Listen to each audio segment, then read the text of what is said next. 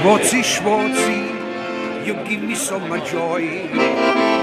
Schwartzie, Schwartzie, I'm your Jewish. Friends, I'd like to introduce to you the guy who changed my life. Everybody give a big hand to Rabbi Schwartzie.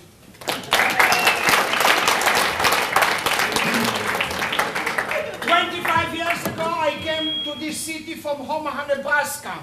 I was born in Omaha, Nebraska. I asked the rabbi, what should I do? Should I go to law school? He says, no, become an entertainer. My dear friends, I could become a dermatologist. I didn't become a dermatologist. I could become a psychiatrist. I tell you, because of this man, I am what I am today. Gurnish Migo. Thank you very much. I'll be very brief. If you just take your seats for a moment, just to say a few words. First of all, I'd like to thank all the powers that be that put this evening together. Is Gary Justice here? So, mostly I'd like to thank my son, Rabbi Mendel Schwartz, who did 95% of it.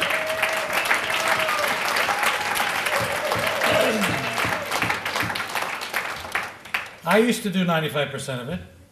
And then this is called a non-hostile takeover. He's slowly, but I'm very happy because, you know, once upon a time, so I knew everybody, and I have this nature to be sort of like a matchmaker. So for a matchmaker, the greatest delight is staying up the night before the banquet and matching 300 people in 30 tables. I get to match 10, I mean 5 couples, it's just wonderful. Married, single, this couple will hate this couple, but I'm gonna put them together.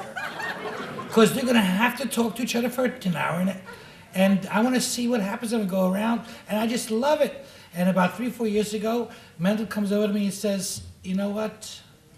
You don't know half the people in the banquet. These are my people, not your people. I'm taking over. And I was very happy.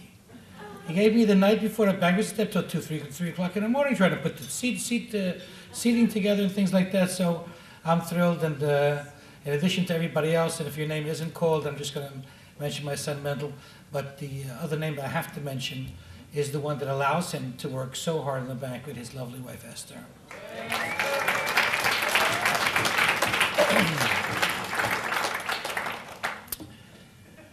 So it's nice also that people, that's what I meant. Where's my Gary? He's there. Oh, okay. The coming together of so many people who even flew from distances, especially the young lady that wins the prize. I want to walk around like that when I'm 82. Where is she? God, yeah, right there. God bless you, Tante. Tante Zisa Moment. Yeah, the aunt of Richard and Cabral. God bless you. How beautiful, and well deserved. And you all deserve a big yashikar for coming here tonight to honor so many people, mostly Richard and Cabral, who are become very, very dear friends of mine. I also would like to mention one other. He told me tonight, actually. Cabral's father, Larry Geller. Now we don't call him Larry anymore, because that's his slave name. We call him by his given Jewish Chaim Leib.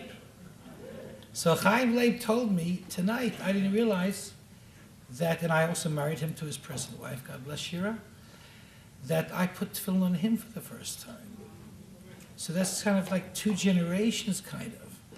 And as Michael said tonight, and Michael just came back from Israel Tuesday, and really, like he said, tonight is his bread and butter. He's a Hollywood guy. We're talking about the Oscars now.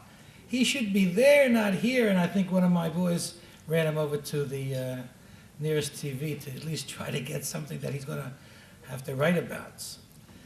But just to gather it all together, 3 weeks, I mean, thank you for everything that you've all done, everybody sitting here.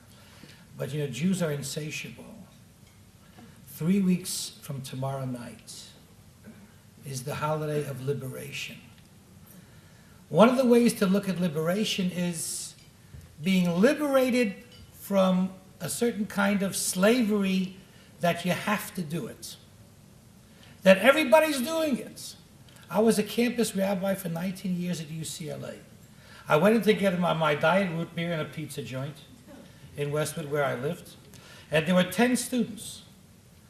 And 8 students, each one says at the bar when they're ordering pizza, what's the tray pizza called?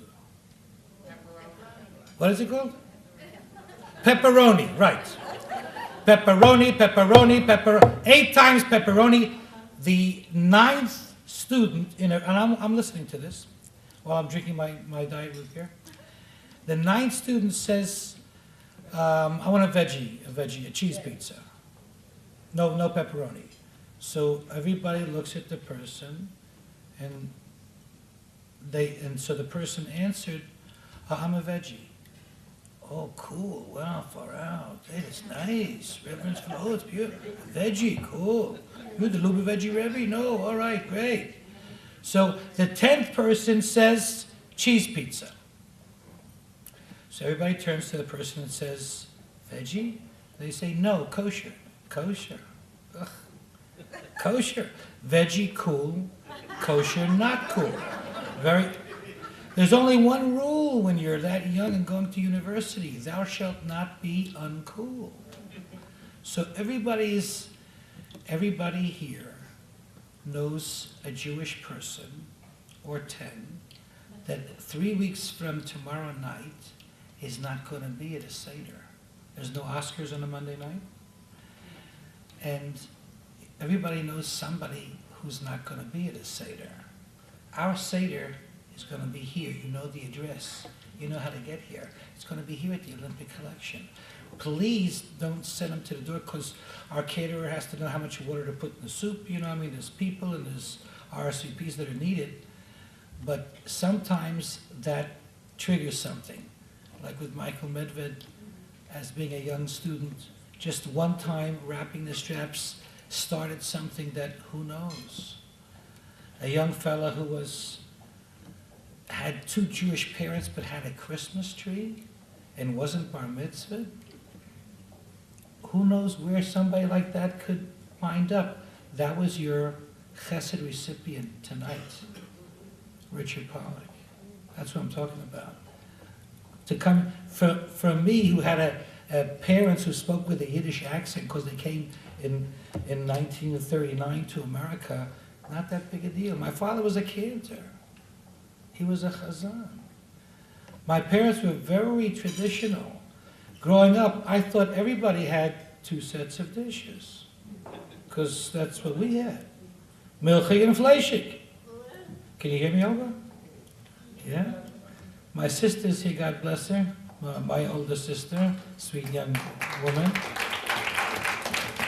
And I'm thrilled that she's here.